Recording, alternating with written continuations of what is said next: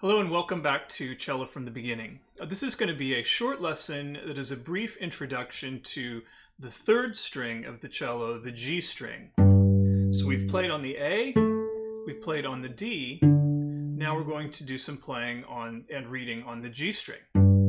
There's two things we're going to look at today, a left hand adjustment and then a right hand adjustment with the bow. But let's talk about the left hand first. So as we are moving from the A string towards the C string, you'll see that in essence the neck is going deeper into my hand. And in order to keep our nice curved fingers, we have to make an adjustment. Otherwise, if I just stay here, I'm going to start reaching out and pretty soon my fingers are going to be flat. So to keep those curved fingers, watch my left elbow here as I move from the A to the D to the G, and even to the C. You can see that there is a motion I'm making there.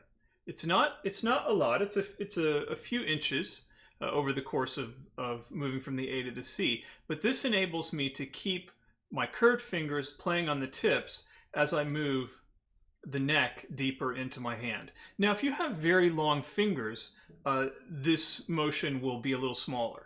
If you have smallish fingers or sort of average size fingers, then in order to keep that curved shape, you'll want to feel that elbow moving forward just slightly. That's really it. And you can just, even practice doing that, moving, sliding across, feeling that elbow go. So the goal is to keep those fingers, to keep your hand position the same, whether you're on the A string, the D string, the G string, or the C string. And then the adjustment that we're making that with is with the elbow to push the hand around the neck. Let's talk about now the bow. Now this will be a fairly small adjustment. So we've been playing on the D string, which is very much our sort of level side-to-side string that we play on. As we play on the A, we know that our hand has to push forward so that we can stay on that A string. The D, we're very much just going side to side. This G string is not much of a pivot from the G string is not much of a pivot from the D. So if I'm in the center of the bow here, here's the D, here's my pivot to center bow on G. D, G. The C, you'll see, is way around here. But the G, I'm going just slightly back. So this is something that you can practice even without moving side to side, just feeling that. You can even look down at your strings. You can see the bow centered, I can see the bow centered on the D between the A and G, and I just pivot it like a seesaw to where it's centered on the G between the D and C. So D string, G string, D string, G string. That's something you'll want to do a little bit just to feel where that new bow position is, because it is a little bit further to our right as a player and back, a little bit further to our right and back than we have been on the A and D. As we know, the A, as I've said, has been very much an out sort of a bow. The D, very much a side-to-side kind of level bow. And now as I'm coming this way, I'm coming back. Now, how exactly am I going to do that? Obviously, I'm pivoting the bow, but what am I doing with my arm? Well, what we don't want to do is we don't want to try to do it with the wrist or anything like that by flattening the wrist. This is all a unit.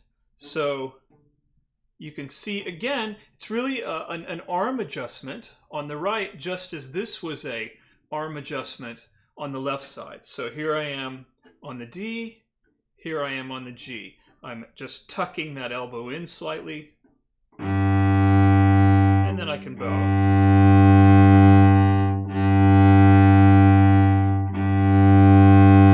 Nice long straight bows. So I would do, in fact, that. Practice some nice long straight bows on the G.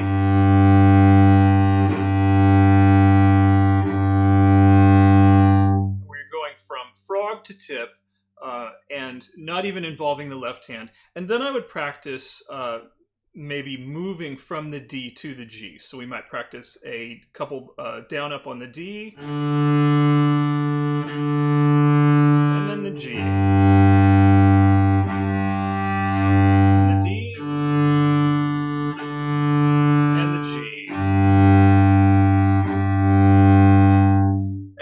can even make that slightly more difficult by practicing down on D, up on G, and vice versa. So D, G,